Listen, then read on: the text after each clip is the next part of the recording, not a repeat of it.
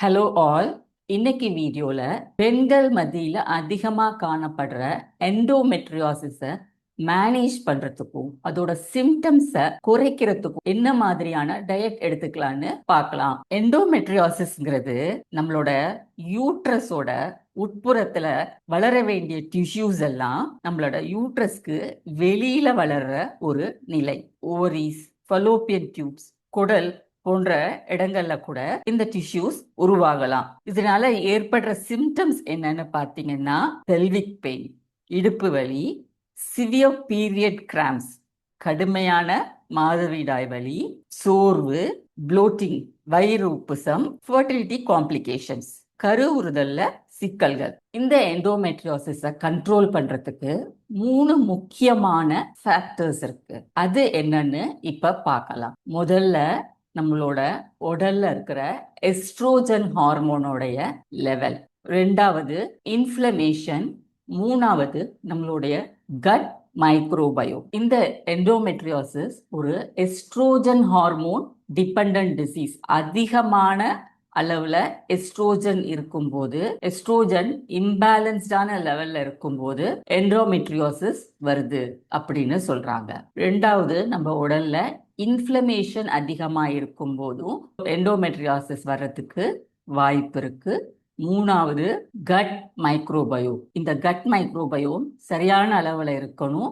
நல்ல micro organisms நிறைய இருக்கணும். நம்ம உணவு முறையில சில மாற்றங்களை செய்யும் போது இந்த estrogen hormone level, inflammation, gut microbiome, இது மூணையுமே நம்ம கண்ட்ரோல் பண்ண முடியும். இந்த எண்டோமெட்ரியோசிஸ்க்கு ரெக்கமெண்ட் பண்ணப்படுற டயட்லாம் என்னன்னு பார்ப்போம். முதல்ல ஆன்டி இன்ஃப்ளமேட்டரி டயட். இன்ஃப்ளமேஷனை குறைக்கிறதுக்காக நம்ம ஒரு உணவு முறையை சாப்பிடணும்.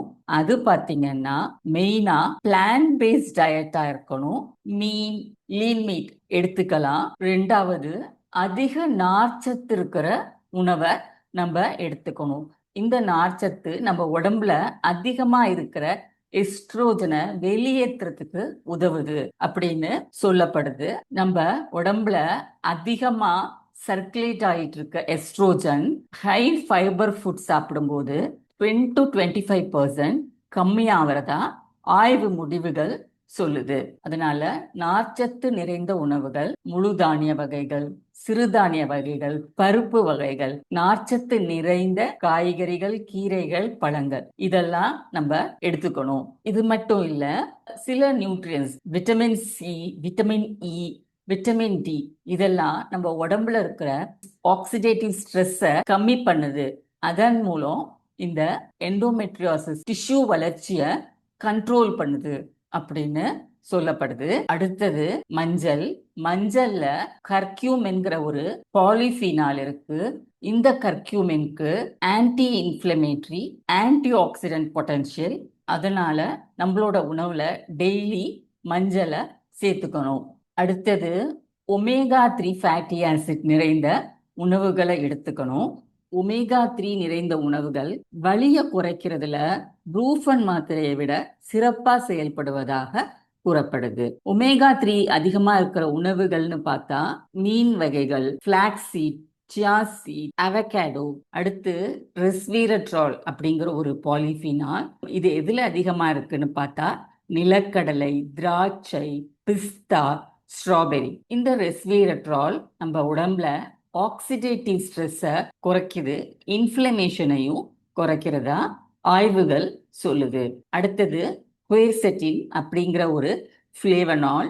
இந்த ஃப்ளேவனால் ஆப்பிள், வெங்காயம், கிரீன் டீ, சிட்ரஸ் பழங்கள், நட்ஸ், சீட்ஸ், இதுல எல்லாம் அதிகமா இருக்கு. குயர்செட்டின் நிறைந்த உணவுகளை சாப்பிடுறது இன்ஃப்ளமேஷனை அதிகப்படுத்துற புரோஸ்டோகிளாண்டினோட அளவை குறைக்குதுன்னு ஆராய்ச்சி தகவல்கள் சொல்லுது.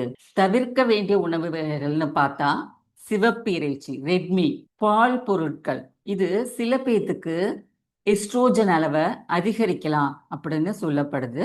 அடுத்தது பதப்படுத்தப்பட்ட உணவுகள். அதிக சர்க்கரை இருக்கிற, அதிகமா டிரான்ஸ்ஃபேட் இருக்கிற இந்த உணவுகள் இன்ஃப்ளமேஷனை உண்டு பண்ணுது. நாலாவதா ஃபார்மிட்டிக் ஆசிட் அதிகமா இருக்கிற உணவு, இறைச்சி வகைகள், பால் பொருட்கள், இதெல்லாமும் எண்டோமெட்ரியோசிஸ் ரிஸ்கை அதிகரிக்கக்கூடும். இன்னைக்கு டேக்அவே என்னன்னா, டிரான்ஸ் ஃபேட், அனிமல் ஃபேட் கம்மியா சாப்பிடுங்க.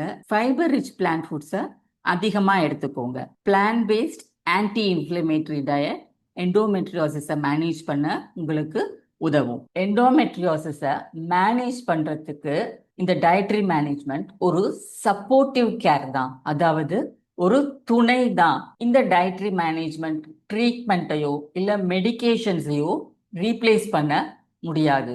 உடம்பு வாகுங்கிறது ஒவ்வொருத்தங்களுக்கும் வேறுபடும். இந்த எண்டோமெட்ரியோசிஸ்க்கு ட்ரீட்மெண்ட் ஒரு பர்சனலைஸ் ட்ரீட்மெண்ட்டா இருக்கணும்.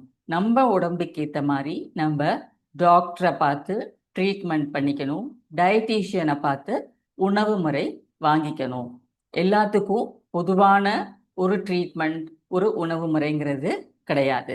அதனால உங்க மருத்துவர், உணவியல் நிபுணர் இவங்க 2 பேரையும் அணுகுவது ரொம்ப அவசியம்.